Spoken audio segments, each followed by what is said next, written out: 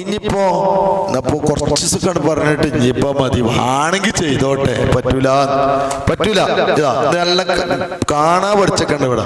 വലാ യന്തഹി വുജൂബു മാ മർറ അലാ മൻ മർറ ഇല്ലാ ബിബുലൂഗിഹി റശീദാ. വലാ യന്തഹി വുജൂബു മാ മർറ, മേൽ പറഞ്ഞ നിർബന്ധങ്ങള് ഒഴിവാകൂല. എന്തഹി പറഞ്ഞ അവസാനിക്കൂല, എന്താണ് അവസാനിച്ചു, അവസാനിക്കൂല.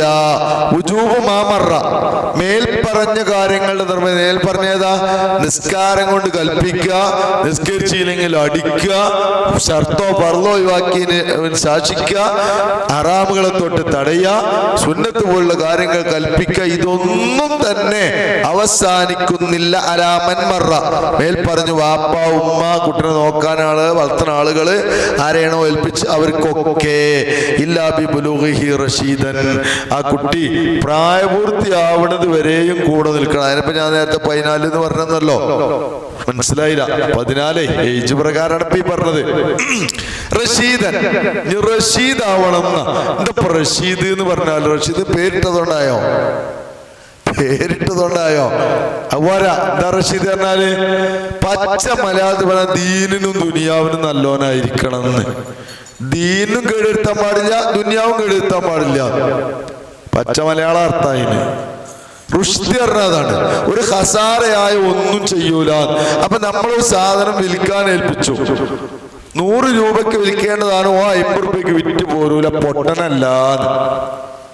എന്തുണ്ടെങ്കിൽ ചെയ്യൂലപ്പത്, ഉറപ്പല്ലേ?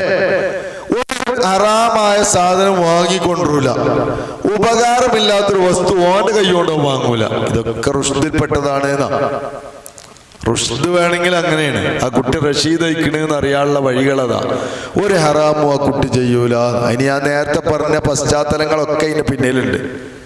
മനസ്സിലാണ്ടോ?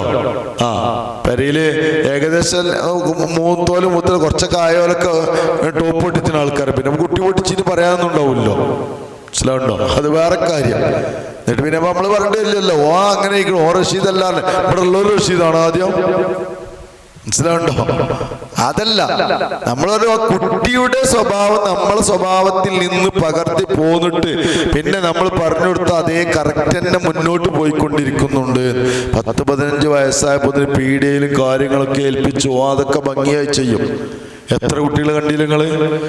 ചെറിയ മക്കളെ വലിയ സമ്പന്നത. എങ്ങനെ സമ്പന്നരായത്? ബാപ്പയോ ഉമ്മയോ കുടുംബത്തിൽ ആരെങ്കിലും നൽകുന്ന മോട്ടിവേഷൻസുകളാണ് അവനെന്താക്കിയത്, എന്നെ പ്രചോദിപ്പിക്കുക. നമ്മൾ ചെയ്യണം, നമ്മളും വേണം വീട്ടിൽ നിന്ന് ഒഴിവിനനുസരിച്ച് എന്തെങ്കിലുമൊക്കെ ചെയ്യാം. നമ്മൾ രാവിലെ മാഷ ശ്രദ്ധിക്കും, മുട്ടുവേദനക്ക് പോകാൻ നല്ല പണി അതാണ്. ഒരു കൈക്കോട്ട് കൊണ്ട് എടുക്കുക, എന്ത് ചെയ്യാ, ആ കാഴ്ചയോട് തന്നെ കളക്കി തന്നെ പിറ്റേന്ന് തോന്ന സ്ഥലമില്ലെങ്കിലും എന്തെങ്കിലും കൃഷി ചെയ്യണം, നമ്മളും ചെയ്യണം. അപ്പോഴേ കുട്ടികളെ ചെയ്യുള്ളേ. എന്നിട്ട് കുട്ടിയോട് പറയുന്നത് എന്റേതാട്ടോ, ഇതിമെന്ന് എന്താ ഉണ്ടാവുക ചെയ്യ് സാറിനോ. അപ്പൊ ഓനായി നോക്കലും വളമുണ്ടല്ലോ ഒക്കെ ഉണ്ടാവും. ചിലപ്പോ ആദ്യമൊക്കെ വേരൊന്നും കൂടെ ഒന്ന് പറിച്ചു നോക്കും ചെയ്യും. ആയിക്കോട്ടെ, അപ്പൊ പറയാം പറിച്ചു നോക്കിയാൽ പിന്നെ വേരുണ്ടാവില്ല. ഇപ്പൊ എന്റെ വളർന്ന് എന്റെ വരുന്നില്ല. എന്താ കാരണം എന്നറിയോ? ഇജ്ജ് പറിച്ചു നോക്കിയിട്ടാണ്, പറിച്ചെടുത്തിട്ടോ എന്ന് പറഞ്ഞാൽ അങ്ങനെ ഉണ്ടാവും. ആദ്യം എന്തെങ്കിലും വരുമാനം ഉണ്ടായി എന്ന് വെക്കുക. ഒരു വായ ഓന് കൊടുത്തത്, ഓൻ ആ വായ വട്ട് വളർത്തി അതിന് നമ്മൾ ചെറിയ ഹെൽപ്പൊക്കെ ചെയ്തിട്ടുണ്ടാവും. ഞാനെല്ലാം എനിക്ക് കയറിട്ടുന്നത്, അപ്പൊ ഇക്കും പൈസ ആട്ടാന്ന് പറയരുത്, അത് ഓന് കൊടുക്കുക. ഇജ്ജ് വെച്ചോ, ഇജ്ജിപ്പോ മുതലാളി ആയിട്ടോ, ഇനി ഞാൻ വേറൊന്നും കൂടി തരണ്ടിട്ടോ എന്ന് പറഞ്ഞ ഓൻ 2 എണ്ണം വെക്കും. എന്തുകൊണ്ട്? എന്നിട്ട് പിന്നെ ഈ പൈസ കൊണ്ട് ഉപയോഗിക്കാം. ഓനെന്തേലും സാധനം, എൻ്റെ അടുത്ത് പൈസ ഇല്ലേ, വാങ്ങിക്ക്. ഓന്റെ പൈസ കൊണ്ട് വാങ്ങിയില്ല, ഇജ്ജും വാങ്ങിക്കോ. അവ മറ്റോ മരിക്ക് പൈസ ഇല്ലേ, ഇജ്ജും വെച്ചോണ്ടി വന്നമാതിരി ആ പ്രചോദനം. കുട്ടികളിങ്ങനെ എന്താവും, അങ്ങനെ ഒരു വരുമാനവും സ്വഭാവവും പഠിയുന്ന കുട്ടികൾ എപ്പോഴും കർമ്മനിരതരായി മാറും. കുട്ടികൾ മടിയന്മാരാവൂല. അതൊക്കെ നമ്മൾ ശീലിപ്പിക്കേണ്ടതാണ്. ചെറിയ മക്കളായിക്കോട്ടെ, ഒരു ചട്ടിയിൽ കവറിൽ ചെടി വെച്ചു കൊടുക്കണം.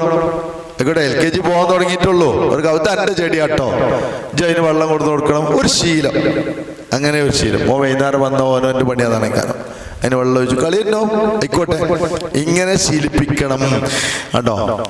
ഇനി ഈ കുട്ടികള് സ്വാഭാവികമായി കുട്ടികളെ പഠിപ്പിക്കാനുള്ള ചെലവൊക്കെ ആരെടുക്കേണ്ടത്?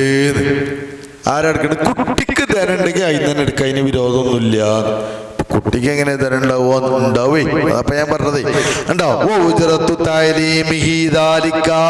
ഈ പറയുന്ന കാര്യങ്ങളെല്ലാം പഠിപ്പിക്കാൻ വേണ്ടിയുള്ള ചെലവ് കുട്ടിക്ക് ഇല്ലാത്തോടത്ത് കൽ ഖുർആനി വൽ ആദാബി ഫീ മാലിഹി, കുട്ടിയുടെ ധനത്തിൽ നിന്ന് തന്നെയാണ്. കുട്ടിക്ക് പലർക്കും തന്നെ ഉണ്ടാവേ. കുട്ടിക്ക് പലർക്കുണ്ടേ. ചിലപ്പോ വല്യപ്പമാരൊക്കെ ഉണ്ടാവും.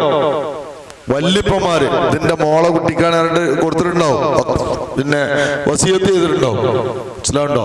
അല്ലെങ്കിൽ നടി ഇത് കുട്ടിക്ക് കൊടുത്ത ആൾ കുട്ടിക്കുള്ള പൈസ കേട്ടാ കയ്യിൽ വെച്ചോ പറഞ്ഞു. ആരെ പൈസയാണത്? നമുക്ക് എടുക്കാൻ പറ്റില്ല. കുട്ടിയുടെ പൈസയാണ്. കുട്ടിയുടെ പൈസ ആയതുകൊണ്ട് തന്നെ എന്ത് ചെയ്യാൻ പറ്റൂല? കുട്ടിയോട് ചോദിച്ചാൽ വെക്കാൻ പറ്റുമോ? കുട്ടി സമയം കൊടുക്കാനായിക്കണോ? ആയിട്ടില്ല. അപ്പൊ അത് ചെലവഴിക്കുന്നതിൽ കുട്ടിയുടെ ആവശ്യത്തിനാണെങ്കിൽ കൃത്യമായി രേഖ എഴുതി വെക്കണം എന്നാണ്. എത്തിങ്ങാനൊക്കെ നടത്തണമല്ലോ, ശ്രദ്ധിച്ചോളണത്. ബഹുമാനപ്പെട്ട ശൈഖന പറഞ്ഞേ നമുക്ക് എത്തിങ്ങാന വേണ്ടാറ്. ഞാൻ ചോദിച്ചാൽ സൂക്ഷിക്കാൻ കഴിയില്ലാന്ന് എന്നോട് പറഞ്ഞേ. സൂക്ഷിക്കാൻ കഴിയില്ല എന്നാ പറഞ്ഞേ. നമ്മളെ ഗ്രേസ് വാലിന്റെ അപ്പുറത്തൊരു മക്കാമുണ്ട്, കേട്ടില്ലേ? കണ്ടില്ലേ?